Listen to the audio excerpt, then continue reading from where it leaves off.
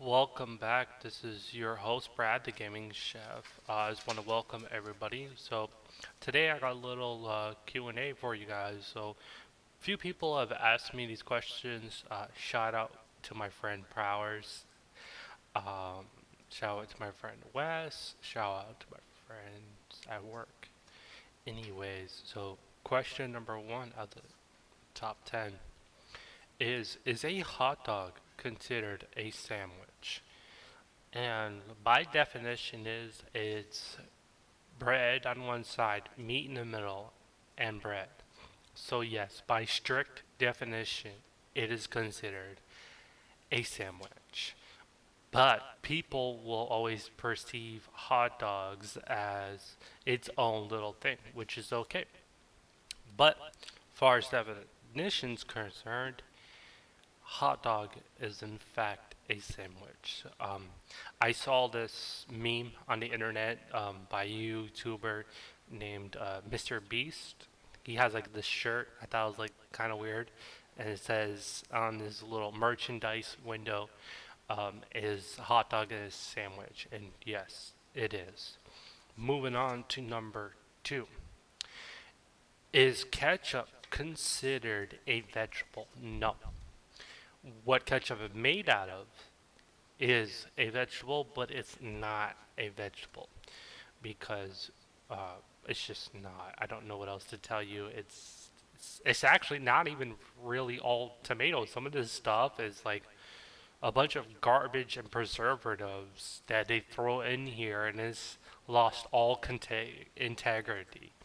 What I would suggest is roasting, like, yeah, I don't know, about two or three like heirloom tomatoes and put them on the grill or put them in your oven or fry them up a little bit to the skin gets nice and loose, and then with some oil, a little bit of vinegar, and some garlic, minced garlic or whole garlic, whatever you want to use it, and put it in a blender and make like a little puree out of it and put it into one of those 99-cent bottles, squeeze bottles, and Bob's your uncle. That would be the best way to do it. Honestly, all those chemicals make me cringe.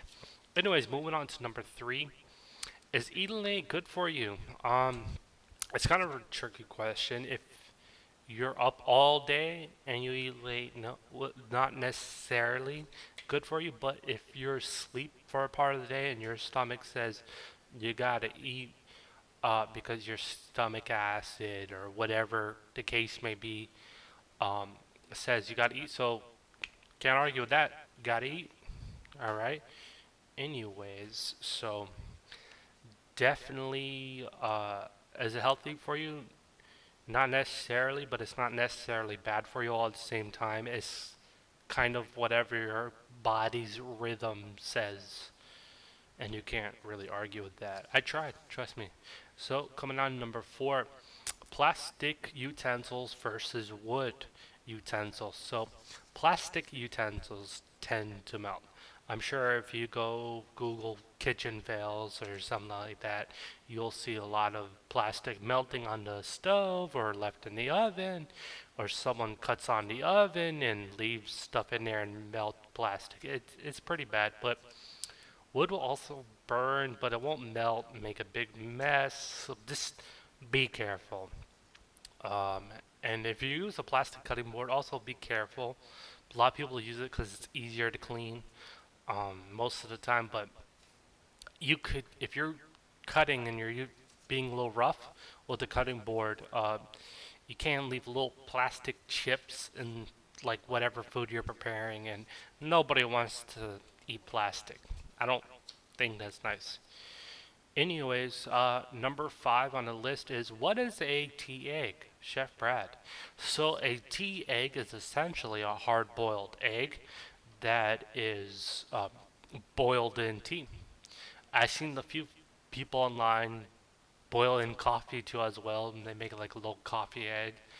Um, but it's very common in like, I want to say, Eastern uh, part of the world. Tea eggs. That's more like a Chinese, Mandarin, Japanese, Korean. type deal, which is, it's okay. I like them, and if you want, I can do a video on those. So coming at number 6 is throwing your pasta on the wall a good test to see if it's done. Um, it can be depending on what wall you use, but don't throw your pasta. Come on, man. That's not good. That's not good for anyone. They're not good for anything or anyone. Don't just like, hey, let me throw my pasta. And anyway, so I wouldn't recommend.